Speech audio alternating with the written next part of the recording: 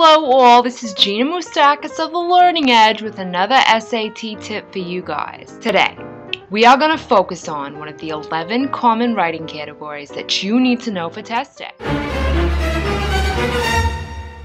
Transition errors. Transition errors test your understanding of how to link two clauses in a sentence. There are three types of transition errors. They are run-on sentences, sentence fragments, illogical linkage of clauses. Now, let's go through each of these errors one by one so you can better understand what I'm talking about. Take the following as an example. Gina likes to shop at the mall. She can easily shop for 12 hours straight. Now, this is factually correct, and to be honest, the estimate might even be a little low, but it is grammatically incorrect. This is a run-on sentence. The two clauses each represent full sentences and should instead be separated by a semicolon. You can correct this sentence in two simple ways. You can change the comma to a semicolon. Gina likes to shop at the mall. She can easily shop for 12 hours straight. Or you could add in "and" after the comma. Gina likes to shop at the mall, and she can easily shop for 12 hours straight. Easy, right? Gina, who spends more money on shoes than any other person I know. Fragments jump out at you when you read the sentence because you're wondering, where the heck did the rest of the sentence go? Luckily, these kinds of errors are very easy to correct. Generally, you can correct them in one of two ways. Remove the comma and either add a verb or remove the subject. Gina spends more money on shoes than any other person I know. Notice how I remove the comma and the who here.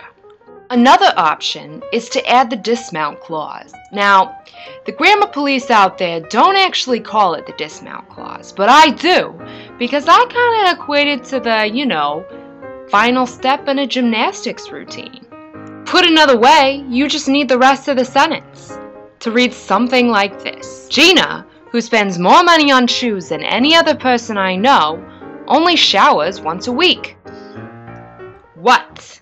I mean, in this economy, how am I gonna afford water, shampoo, soap when all these shoes cost so much money? You can't tell my hair's greasy, huh? No? Ah, okay, good.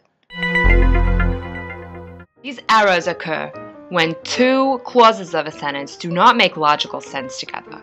For example, Gina Moustakas is the worst SAT tutor in the United States, and all of her students do well on the SAT. If I am the worst SAT tutor in the United States, then why do all of my students do so well on the SAT?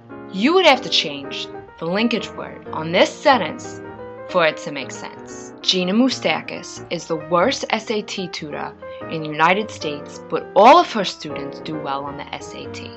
Voila! Those are the three types of transition errors. Now let's take a look at some sentences. Let's take a look at another run-on sentence. As a recording artist, Lady Gaga has been inspired by rock artists such as David Bowie and Queen. She credits her passion for fashion as the source of her songwriting inspiration.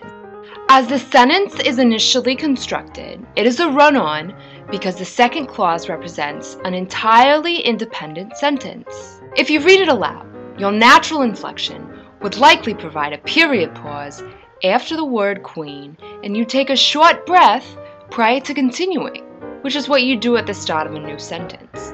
To fix this sort of error on the SAT, you will want to look for semicolons and commas that properly bridge two clauses.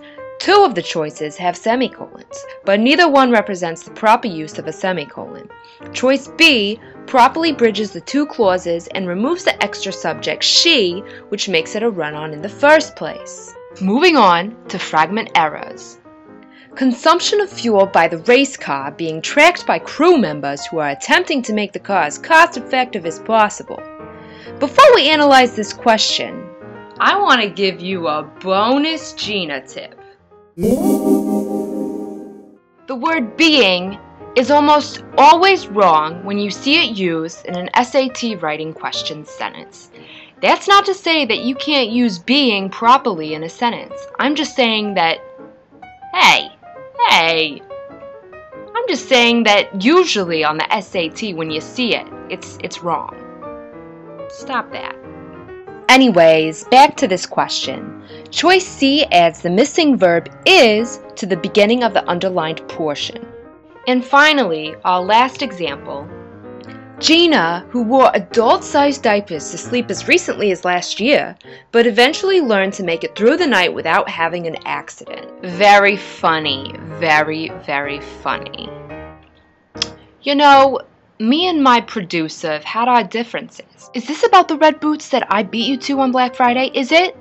I mean, come on. This is a little too revealing, wouldn't you say? I thought I told that to you in strict confidence. Edit that out. I'm serious. Edit that out. Grammatically speaking, the correction to this sentence is very simple. The word but doesn't make sense there and should simply be removed. There you have it, folks. This is what you can expect from transition errors on test day. Tune in next week for another SAT tip from yours truly, Gina Moustakas.